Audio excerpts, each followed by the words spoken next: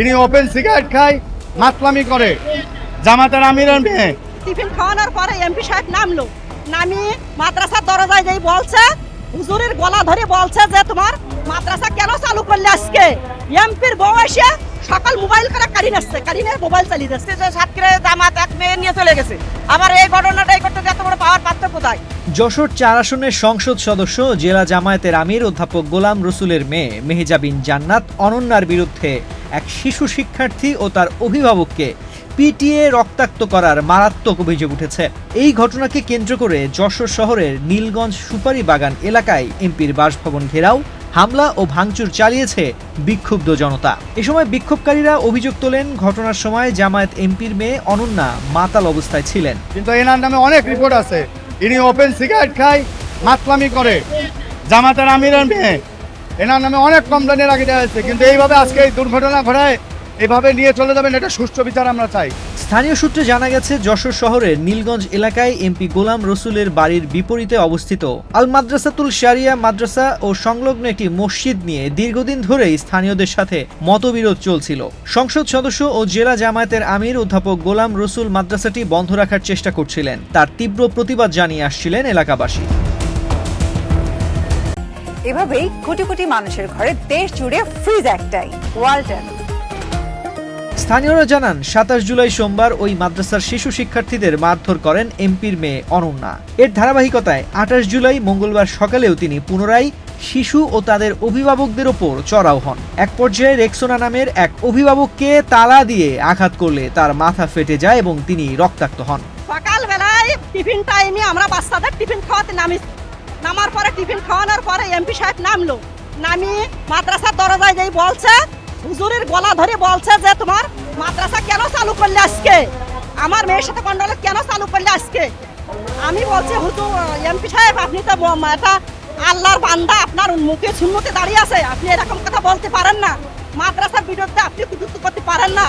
তা বলছে মাদ্রাসা বন্ধ থাকবে, এই এস্টেক আমার জমি, এর ভিতরে একটা বাচ্চা আসতে পারবে না, বাচ্চার মারা আসতে পারবে না, হলি মাদ্রাসা চলবে, না হলে মাদ্রাসা বন্ধ করে দিব। পর ওনার মেয়ে বেরোলো, বেরোয় একটা তালা হাতে নিয়ে তালা দিয়ে আমাদের গার্জিয়ানের মাথায় বাড়ি মারলো। মারার সাথে আমি 2 গার্জিয়ানকে ঠেকাচ্ছি, মাঝখান দিয়ে ওর মেয়ে আমার তলফেটা লাথি মারলো। এমপির বউ এসে সকাল মোবাইল করে কারিন আসছে, কারিনের মোবাইল চালিয়ে যাচ্ছে।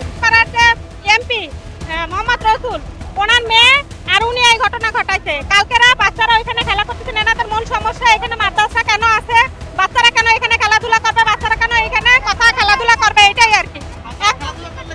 ওনাদের ডিস্টার্ব হয়, ওনাদের পড়াশোনা ডিস্টার্ব হয়, ওনাদের মাথা ব্যথা করে।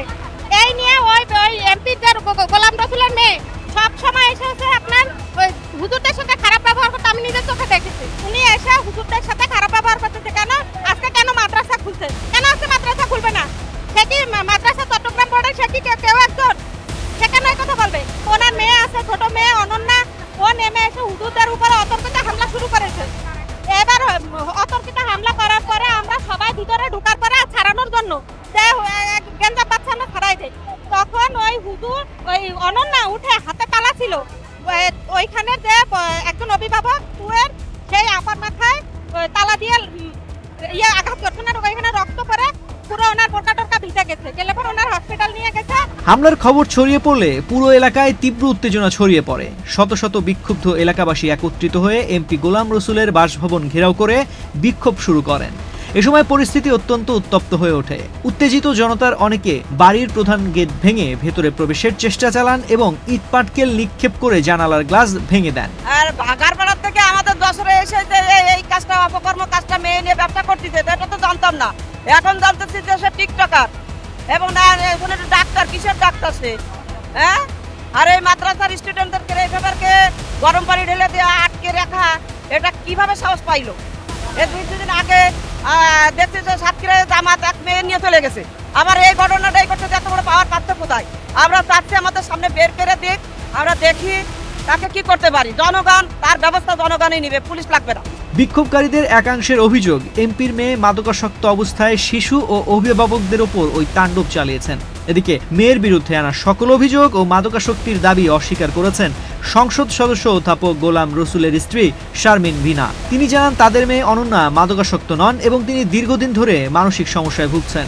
ঘটনার খবর পাওয়ার পরপরই যশোর কোতোয়ালি থানা পুলিশের একটি দল দ্রুত ঘটনাস্থলে পৌঁছে পরিস্থিতি নিয়ন্ত্রণে আনার চেষ্টা চালায়। অনাকাঙ্ক্ষিত পরিস্থিতি এড়াতে বর্তমানে উক্ত এলাকায় অতিরিক্ত পুলিশ মোতায়েন রয়েছে এবং এলাকার আইন শৃঙ্খলা পরিস্থিতি স্বাভাবিক রাখার চেষ্টা চলছে।